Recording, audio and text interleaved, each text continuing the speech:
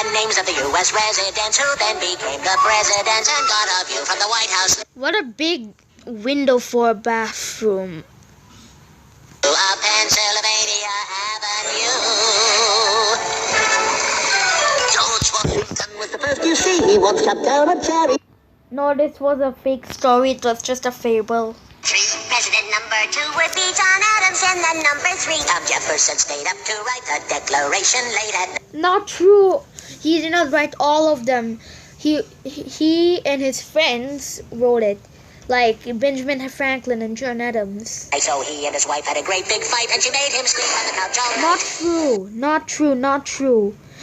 His wife did not fight with him or made him sleep on the couch all night.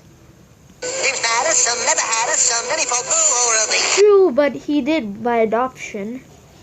Well, James Monroe's colossal nose was bigger than Pinocchio. John Quincy Adams was number 6, and it's Andrew Jackson's butt he kicks, so Jackson learns to play politics. Next time, he's the one that the country picks.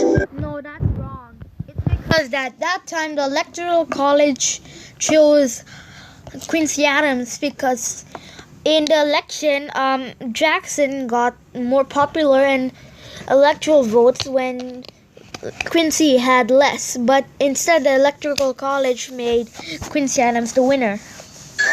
Martin Van Buren, number 8 for a one-term shot as chief of state. William Harrison, how do you praise? That guy was dead in 30 days. To be exact, 31 days. John Tyler, he liked country folk. And after him came President Polk. And Zachary Taylor liked to smoke. His breath killed friends whenever he spoke. Well, he did like smoking, but he did not do it in front of his friends, or when he spoke, he did not kill his friends by his breath. 1850, really nifty, Millard Fillmore's in. Millard wasn't nifty. He was actually ranked as one of the worst presidents ever. Young and fierce was Franklin Pierce, the man without a chin. Follows next up period spanning 4 long years with James Buchanan. Then the South starts shooting cannon, and we got a civil. James Buchanan's presidency did not include the Civil War. In fact, it wasn't happening even when James Buchanan was even president. It happened a month after Buchanan left office, in which at the time, 1 month after James Buchanan left office was Lincoln. A war down south of Dixie. Up to bat comes old Abe Lincoln. There's a guy who's really thinking. Kept the United States from shrinking, saved the ship of... Okay, so 16 plus 15 is 31. At the time, the U.S. had 24 states. From sinking. Andrew Johnson's next. He had some slight defects. Congress each would impeach. And so the country now elects Ulysses Simpson Grant, who would screen and rave and rant. While drinking whiskey, oh, the risky, cause he spilled on his pants. It's 1877.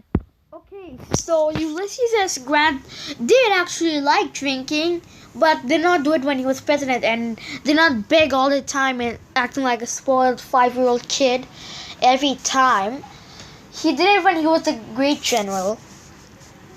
And the Democrats would gloat, but they're all amazed when Rutherford Hayes wins by just 1 vote.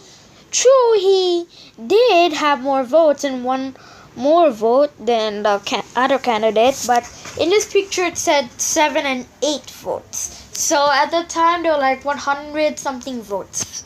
Sorry guys, I'm not searched it up before. Sorry, I'll do it next time, but whatever. James Garfield, someone really hated cause he... I wouldn't call him really hated, since he accomplished many stuff and also was very smart with an IQ of 100, like 40 or 30. Assassinated. Chester Arthur gets instated. 4 years later, he was traded. But Grover Cleveland really fat, elected twice. Yes, he was very fat. In fact, he's the 3rd fattest president as of now. Number 2, who is Donald Trump. But actually, he wasn't as fat, twice as fat as a Democrat. Like the normal Democrat are like 80 kilo, like something like, not 80 kilos, around 75 or 70, but that's not exactly twice. So Grover was around 110, and also the average is around 80, so it's less than like 1. time. Democrat, then Benjamin Harrison, after that is William No, it was actually Grover Cleveland. He served 2 non-consecutive terms. McKinley up the back. Teddy Roosevelt charged up San Juan Hill. Not when he was president. President Taft, he got the bill. In 1913, Woodrow Wilson takes us into World War I. World War One. America joined that war 1 year before it ended. It did not went in the War of Gallipoli, nor the Somme, nor the Verdun. Warren Harding next in line is Calvin. According to the, original one, it said Warren Harding, he does fine, and Calvin Coolidge next in line.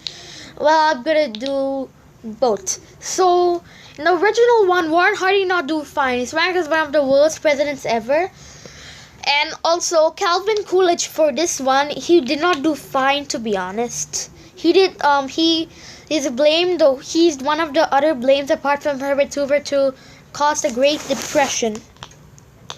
Coolidge, he does fine. And then in 1929, the market crashes and we fight. It's Herbert Hoover's big debut. He gets the blame and loses too. Franklin Roosevelt, president who helped us win in World War II. Harry Truman, weird little human, serves 2 terms. But how is it weird? He just dropped the Hiroshima bomb. And when he's done, it's Eisenhower who's got the power from 53 to 61. John Kennedy had... In the other one, it said he got shot. Then Lyndon Johnson took his spot. Richard Nixon, he gets caught, and Gerald Ford fell down a lot. It did happen, but it was once. Jimmy Carter like camping trips. And Ronald Reagan's speeches, scripts all came from famous movies. No, that wasn't true. He was a movie actor, but none of his speeches were from his movies. And President Bush said, read my lips. Now in Washington, D.C. That's Democrats and the GOP. But the ones in charge are plain to see. The Clintons, Bill and Hillary. Well, this was made in the mid-90s, so, W, Obama, Trump, and Biden weren't presidents, so I'll do update 1 in the next one since I don't have any space. Anyways, bye guys.